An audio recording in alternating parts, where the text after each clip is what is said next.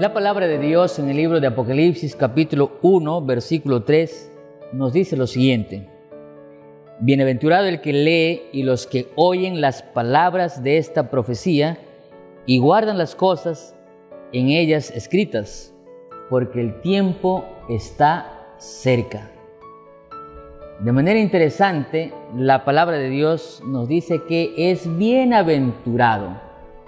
La palabra bienaventurado viene del idioma griego, idioma en el que fue escrito el Nuevo Testamento, y significa feliz, dichoso.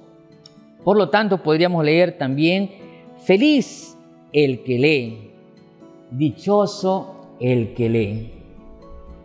¿Sabes que cuando comencé mi búsqueda de la verdad de Dios, de la verdad de la Biblia en otras iglesias, en algunas denominaciones, yo iba entendiendo poco a poco cómo es que ellos iban respondiendo?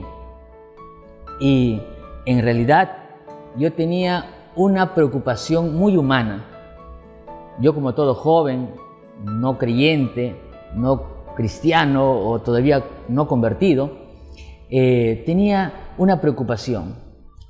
Y mi preocupación tenía que ver con la felicidad o el cómo nosotros nos divertíamos o encontrábamos alegría.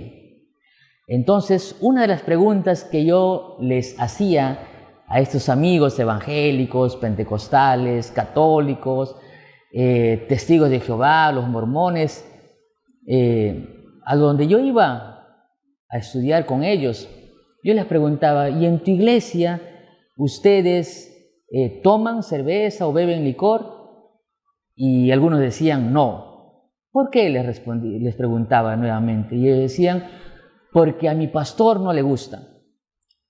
Otro me decía: no, porque nos dice, la iglesia enseña que no.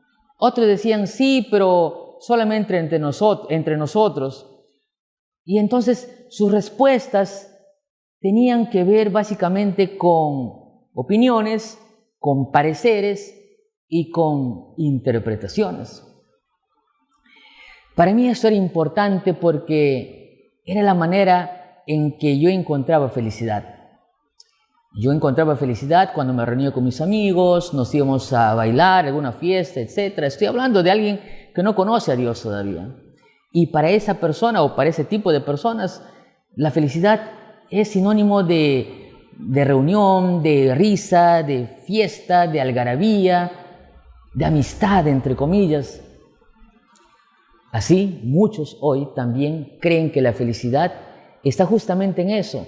Está en beber una droga o un alcohol o una bebida, o tomar un tipo de sustancia, o participar de una reunión, de una fiesta, de un baile, etcétera, etcétera. Entonces, hay gente que cree que la felicidad está en esas cosas. Y sí, es una felicidad de minutos, de momentos, que tiene su pasaje rápido, pero son felicidades.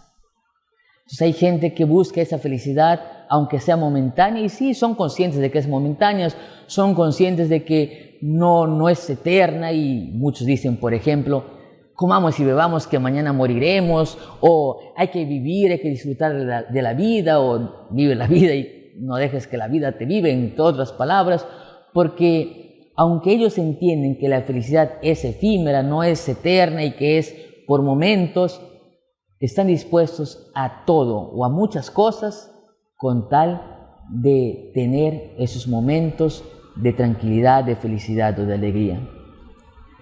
Sin embargo, a la luz de la Biblia, la felicidad es mucho más que reír, es mucho más que celebrar, es mucho más que alegrarme.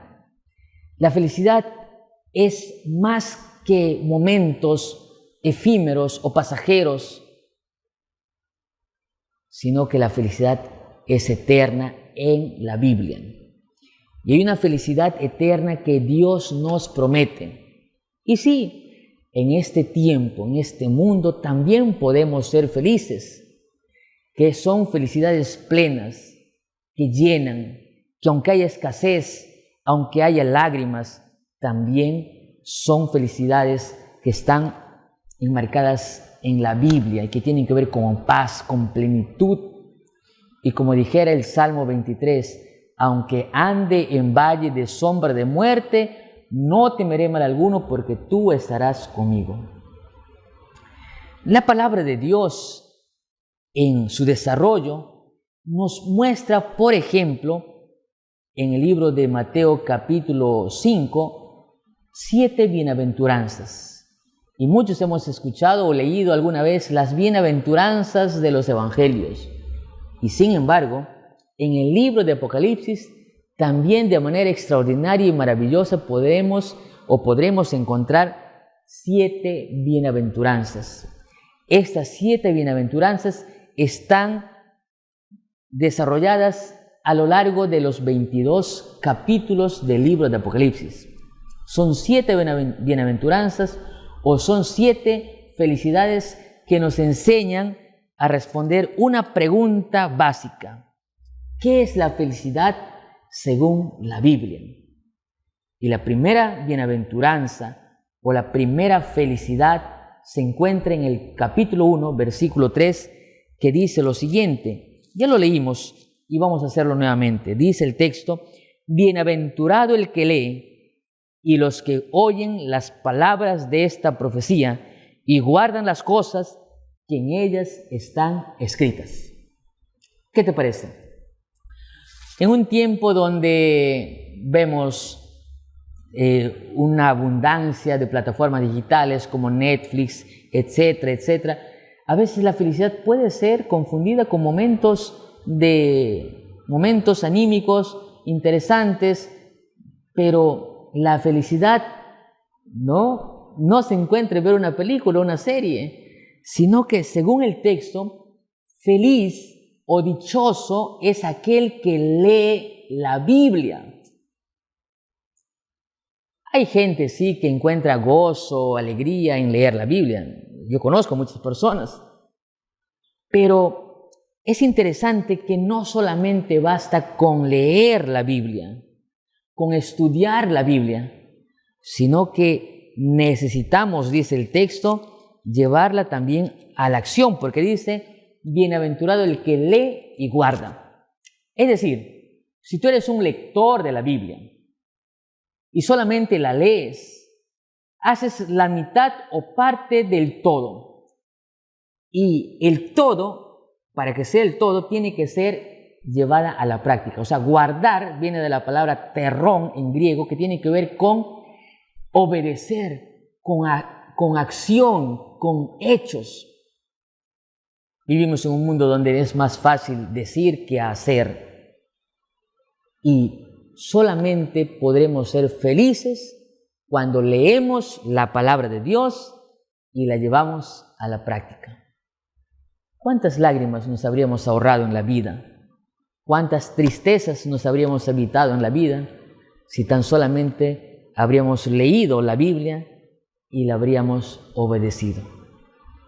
Amén. Entonces, leamos la Biblia y seamos felices. La segunda bienaventuranza de la palabra de Dios se enmarca en el capítulo 14, versículo 13 del libro de Apocalipsis. Capítulo 14, versículo 13, y dice lo siguiente: y oí una voz del cielo que me decía: escribe, bienaventurados los que de aquí en adelante mueren en el Señor. Sí, dice el Espíritu, descansarán de sus trabajos, porque sus obras le siguen. De manera interesante, Apocalipsis capítulo 14, versículo 13, dice que felices son los que de aquí en adelante mueren o descansan en el Señor. Y noten esta parte importante, porque ellos descansan. ¿Por qué? Porque ellos finalizaron, concluyeron sus obras. ¿Sabes? Este texto está haciendo referencia a un momento extraordinario de la historia de la salvación. Los que de aquí en adelante mueren en el Señor son todos aquellos que hayan muerto o que mueren creyendo en el mensaje de Cristo Jesús volviendo por segunda vez. Eso es lo que nos dice el contexto del texto. El capítulo 14 de la palabra de Dios, de Apocalipsis, nos dice que Jesús pronto viene. Jesús está en breve viniendo. Entonces, los que mueren creyendo en esta promesa, en el mensaje de los 3 ángeles, son aquellos que son felices. ¿Por qué? Porque cuando Jesús venga por segunda vez en las nubes de los cielos, ellos se levantarán en poder y gloria.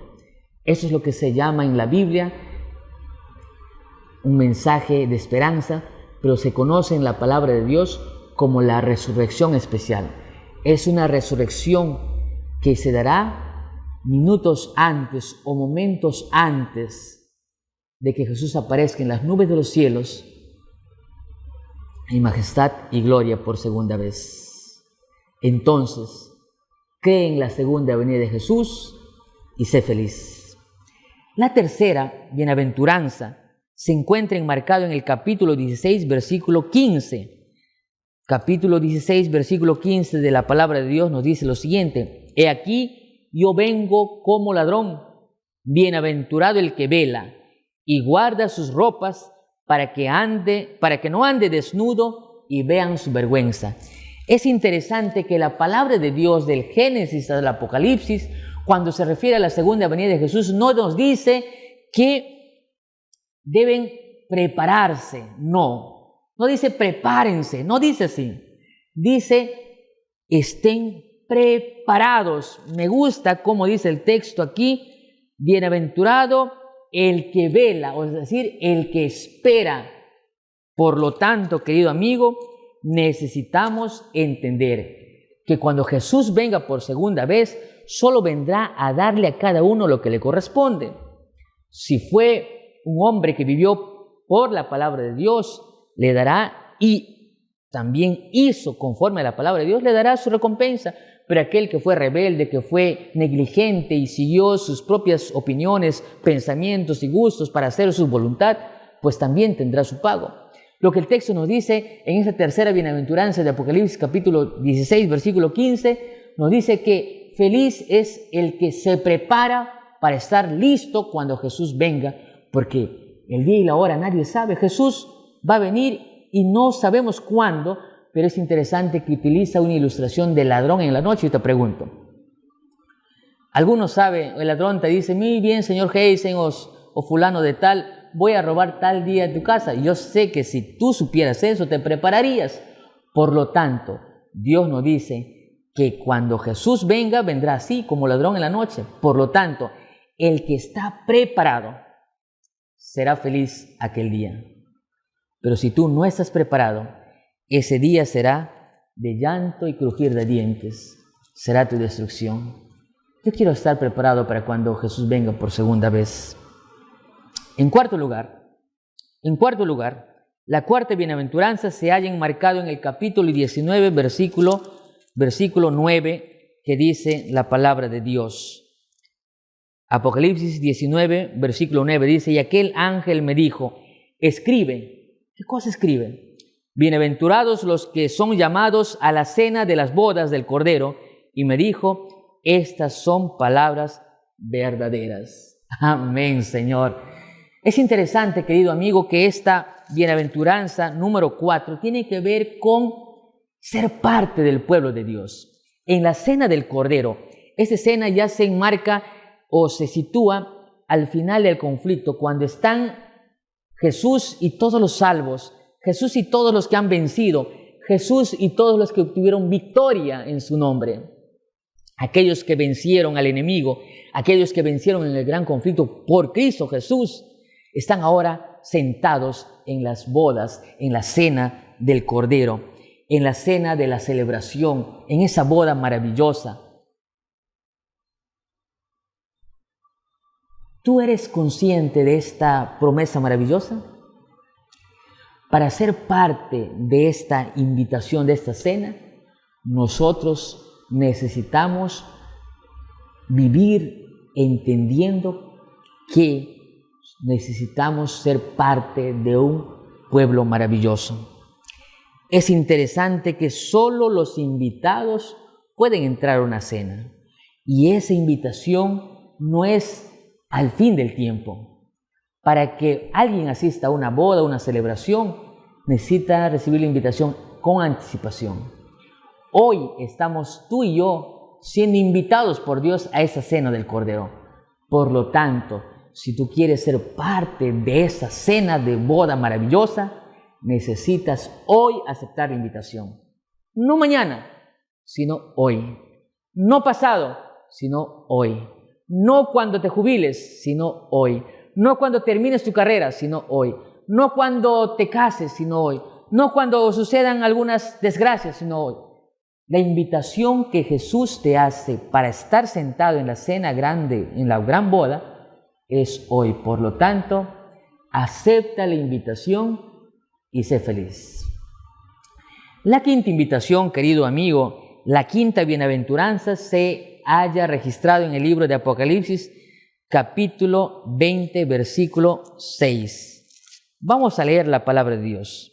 Dice la palabra de Dios, Apocalipsis capítulo 20, versículo 6, lo siguiente: Bienaventurado y santo el que tiene parte en la primera resurrección. La segunda muerte no tiene potestad sobre ellos, sino que serán sacerdotes de Dios y de Cristo y reinarán con Él por 1000 años. Lo que está queriendo decir aquí el apóstol o el profeta Juan es que bienaventurados aquellos que, dice, han vencido la muerte con Jesús. Es decir, que están en la primera resurrección. Hay una resurrección posterior, que es la resurrección de los malvados para perdición eterna. ¿Me dejo entender? Entonces, aquí el profeta Juan está diciendo, feliz es aquel que se levanta también cuando Jesús venga por segunda vez. Es la primera resurrección. Ellos habrán vencido la muerte.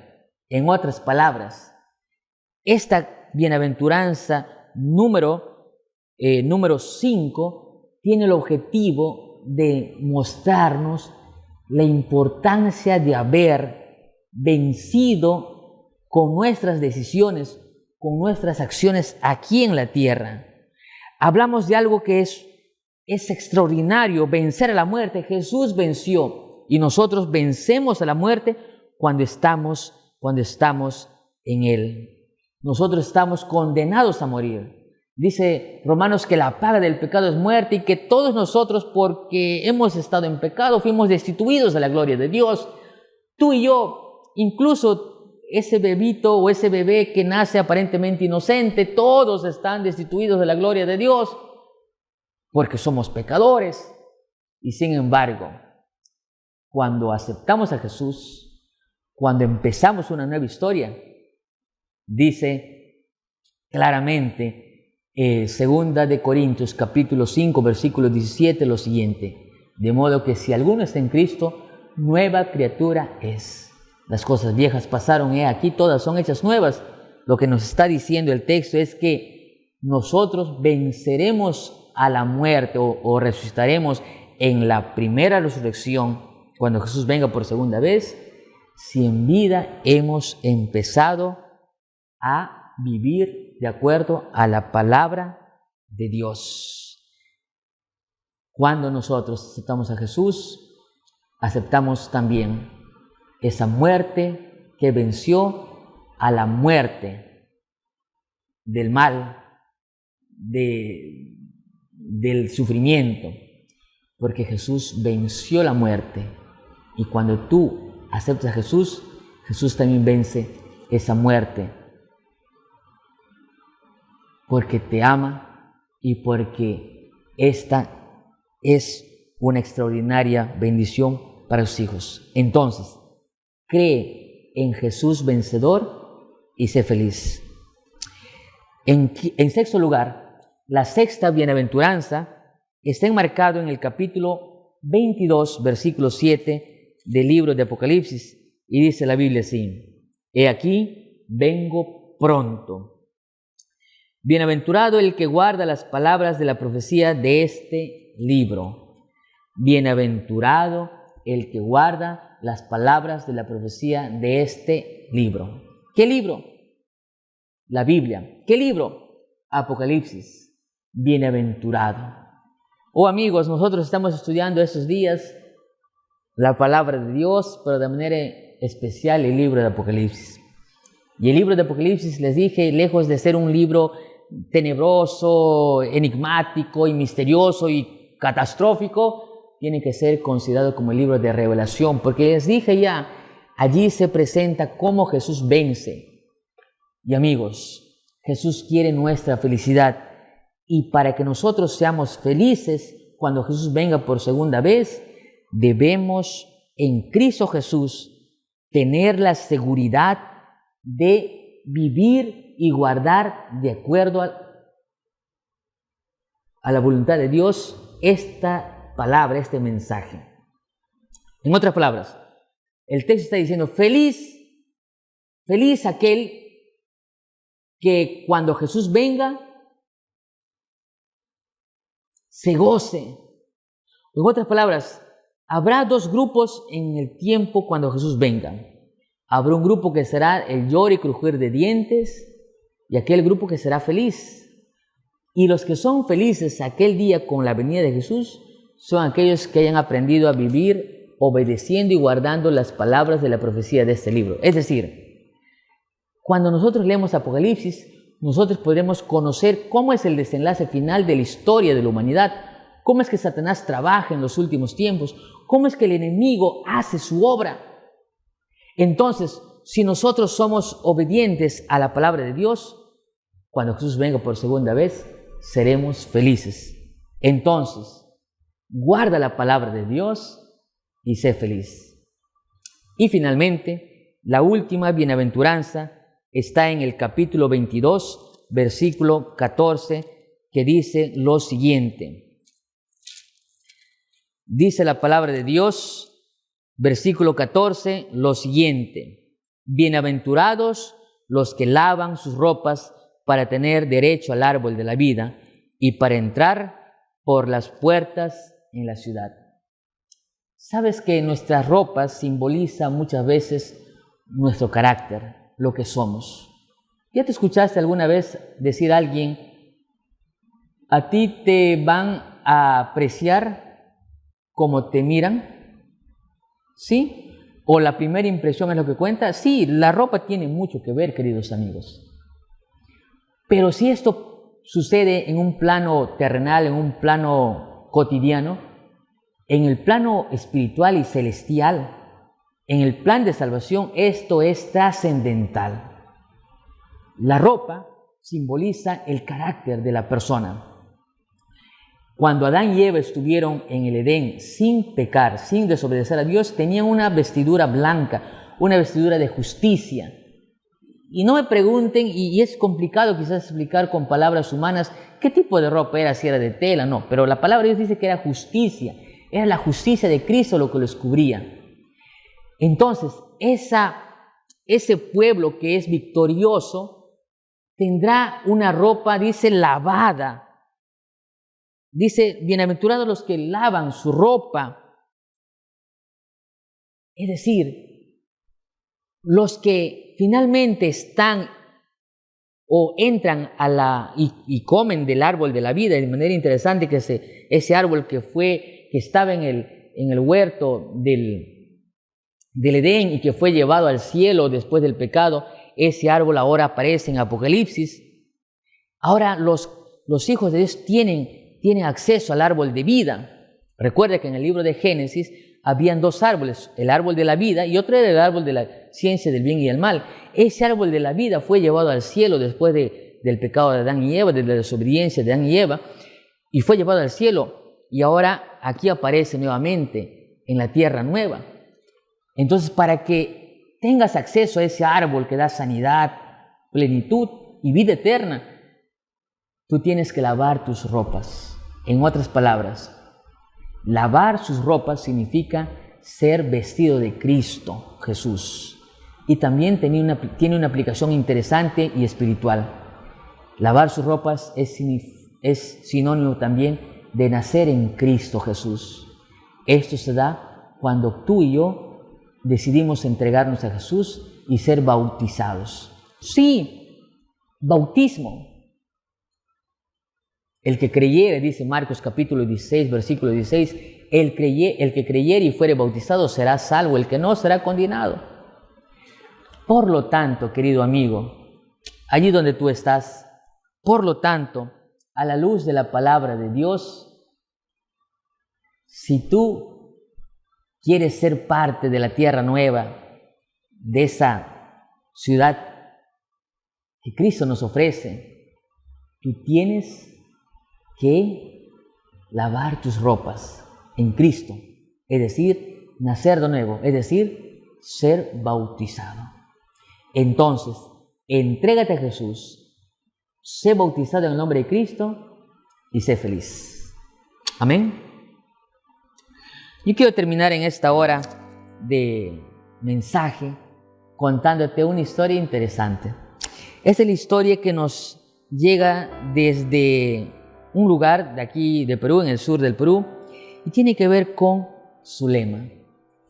Zulema es una joven y próspera empresaria, ¿sí? Una mujer que un día escuchó la palabra de Dios. Yo estaba predicando en una campaña de evangelismo. Al finalizar, un grupo de amigos adventistas de la iglesia me dicen: pastor, queremos que conozca a una persona muy especial, una invitada muy especial. Me presentaron, era una joven próspera. Ella decía tener algunas tiendas, algunos negocios. Y ella me hizo una pregunta. Pero antes me dijo: pastor Heisen, mucho gusto de conocerlo, de escuchar. He escuchado atentamente todo su mensaje. Usted predicó y me gustó su disertación. Le felicito. Solo yo tengo un problema respecto a su mensaje y en realidad respecto a todo el mensaje de su iglesia. Y yo le dije: ¿cuál? ¿Qué de malo dije? Y ella me dice: pastor, usted presenta a un Dios egoísta y malo. Yo le dije: ¿cómo así? ¿En qué momento? ¿Cómo? ¿O por qué lo dices? Y ella me dice: sí, pastor, mira, yo trabajo literalmente las 25 horas del día.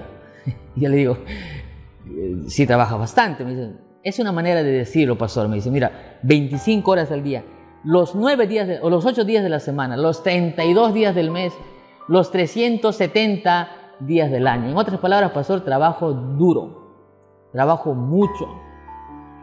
Sin embargo, yo encuentro paz, alegría y sosiego y momento de esparcimiento cuando me reúno con mis amigas, me voy a las fiestas, a las discotecas, a los conciertos, cuando tomo mi cerveza, cuando tomo mis tragos. Entonces, si usted, pastor, en su mensaje lo dijo, usted dijo así: si tú quieres entregarte a Jesús, si tú quieres que tu vida cambie, tú tienes que dejar muchas cosas. Y usted contó de un hombre que estaba enviciado con el alcohol. Usted contó que este hombre andaba en fiestas, pero que ahora conoció a Jesús y su vida ya no es así. Entonces me dice: pastor, si yo, una mujer que trabaja, no tomo o no tengo esos momentos de paz, que son los momentos donde más tranquilidad encuentro, ¿cómo cree usted que yo me podría divertir entonces? Entonces, lo poquito que a mí me hace feliz, que son las fiestas, que son los conciertos, que son los tragos, que son las cervezas, etc., lo poquito que a mí me hace feliz, según usted, Dios no lo aprueba. Entonces usted insinúa o está diciendo así nítidamente que Dios me quita lo que yo quiero o lo que más me gusta. Entonces, un Dios que me quita lo que más me gusta, un Dios que me quita lo que más me hace feliz, para mí no puede ser nada bueno. para mí es un Dios malo. Ya cuando ella me dijo eso, yo me quedé impresionado con ese razonamiento. Y le dije lo siguiente: mira, no es que Dios te quite. En realidad, si tú quisieras, puedes seguir haciéndolo porque Dios no obliga a nada. Pero quiero decirte que todo lo que Dios te pide que dejes son cosas que no te hacen bien. Porque sí, tú puedes encontrar sosiego en el trago, en las fiestas, etc. Pero en corto, mediano, largo plazo, porque hoy eres joven, quizás no lo notas, esas cosas te van a afectar, te pueden llevar a una adicción. Entonces, si eso fuera así, o si eso no fuera así, ¿por qué hay gente que tomando cerveza comete cada cosa terrible? ¿Cuántos accidentes de tránsito, accidentes automovilísticos, donde gente que no tiene nada de culpa muere simplemente por gente que ha consumido alcohol o se ha emborrachado? Si el alcohol fuera algo bueno, no ocasionaría tantos accidentes.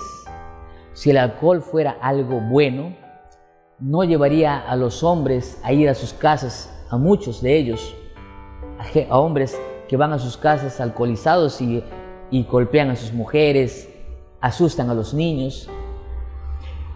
Yo le decía: Zulema, cuando Dios te dice que dejes algo, no es por malo, sino por bueno, porque quizás tú no lo entiendas, quizás tú no lo veas hoy, pero en corto, mediano o largo plazo son para tu mal.